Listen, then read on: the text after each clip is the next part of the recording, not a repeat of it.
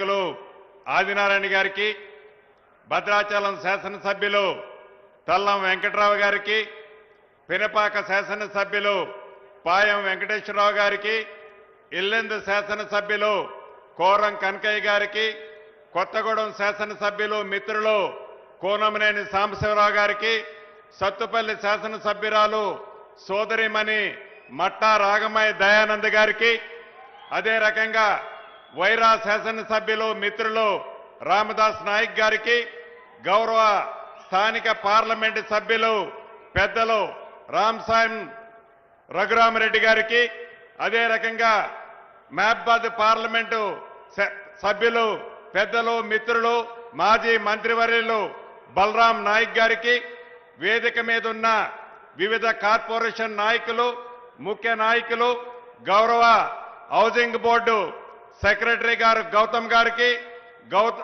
గౌరవ జిల్లా కలెక్టర్ గారికి, గౌరవ ఐజీ గారు, ఎస్పీ గారు, వివిధ హోదాల్లో ఉన్న అధికారులకి, అదే రకంగా ముఖ్య నాయకులకి, ఈ కార్యక్రమానికి హాజరైన నా కుటుంబ సభ్యులు మిత్రులు అందరికీ, ప్రింట్ అండ్ మీడియా మిత్రులకు కూడా శిరస్సు వంచి పేరు పేరిన హృదయపూర్వక నమస్కారాలు, వందనాలు. చాలా సంతోషం. ఈనాడు ఏదో 4 ఇటుకలు పెట్టి ఆ ఇటుకల మీద స్లాబేసి ఇది ఇల్లు అని చెప్పిన దానికంటే కూడా పేదవాడి ఆత్మ గౌరవం, పేదవాడికి భరోసా, పేదవాడికి భద్రత ఇవ్వాలి అని ఎన్నికలకు ముందు మన నాయకులు రాహుల్ గాంధీ గారు ఏదైతే చెప్పారో, ఎన్నికల టైంలో ఆనాటి పిసిసి అధ్యక్షులు ఈనాటి ముఖ్యమంత్రి గౌరవ రేవంత్ రెడ్డి గారు చెప్పారు, మేమందరము చెప్పామో, గడిచిన 10 సంవత్సరాల ఆనాటి పరిపాలనలో పేదవాడిని ఆ ప్రభుత్వం చీడ పురుగులా చూసింది.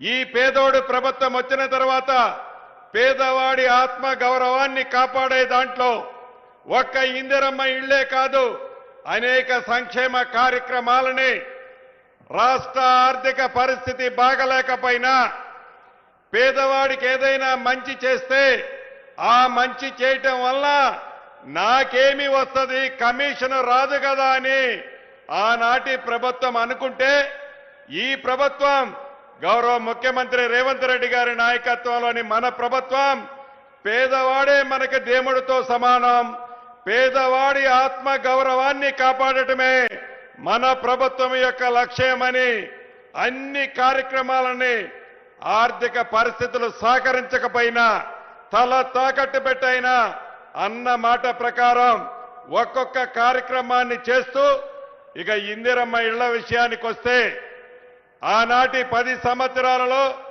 ఆనాటి దొరవారు పేదవాడికి ఇల్లు కట్టించాలని ఇంగిత జ్ఞానం కూడా లేకపోవటం దురదృష్టకరం. అటువంటిది మన పేదోడి ప్రభుత్వం మీ అందరి దీవెనలతో వచ్చిన తర్వాత అన్న మాట ప్రకారం మొదటి సంవత్సరమే 4.5 లక్షల ఇళ్లు ప్రతి నియోజకవర్గానికి 3,500 ఇళ్లు తగ్గకుండా ఇస్తూ గిరిజన నియోజకవర్గాలలో అత్యధికంగా ఇయ్యాలి అని గౌరవ ముఖ్యమంత్రి గారి సూచనల మేరకు ఈ నియోజకవర్గానికి 1000 ఇళ్లు, ఐటీడీఏ పరిధిలో సుమారు 25,000 ఇళ్లు అదనంగా ఇవ్వటం జరిగింది. రాష్ట్ర వ్యాప్తంగా ఎవరైతే చెంచులు ఉపకులాలు ఉన్నాయో 13,000 కుటుంబాలుంటే ఆ 13,000 కుటుంబానికి కూడా ఇందిరమ్మ ఇళ్లు ఇవ్వటం జరిగింది. అంటే సుమారు ఈ మొదటి విడతలోనే 22,500 కోట్లు ఇది ఎక్కడ తీసుకొస్తారు అని అనేక మంది గౌరవ ముఖ్యమంత్రి గారిని, ఆ శాఖ మంత్రిగా నన్ను అనేక పర్యాయాలు అడిగారు.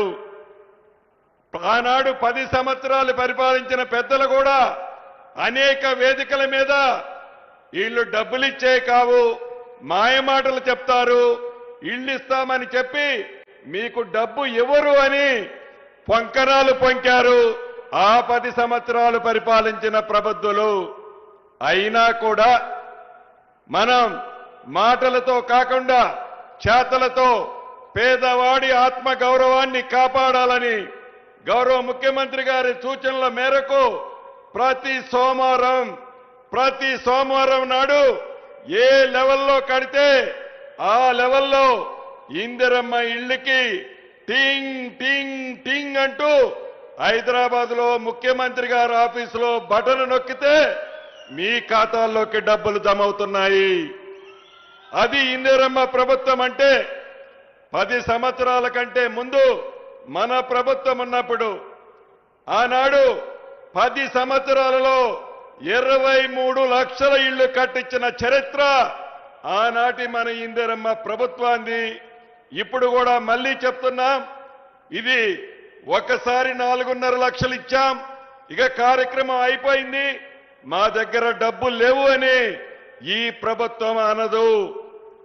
పేదవాళ్ళు ఎవరైతే ఉన్నారో మొదట విడత ఇచ్చాం, ఇంకా గ్రామాల్లో అర్హులైన వాళ్ళు చాలా మంది ఉన్నారు.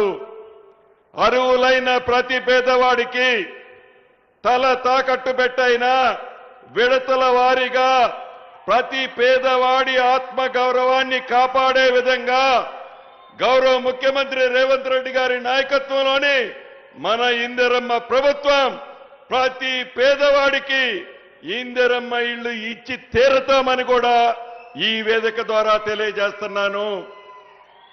అంతేకాదు, ఆనాటి ప్రభుత్వం ఇళ్ళు ఇచ్చినప్పుడు నువ్వు పింక్ కలర్ చొక్కా తొడుక్కున్నావా, మా పార్టీకి ఓటేస్తావా అని అడిగారు.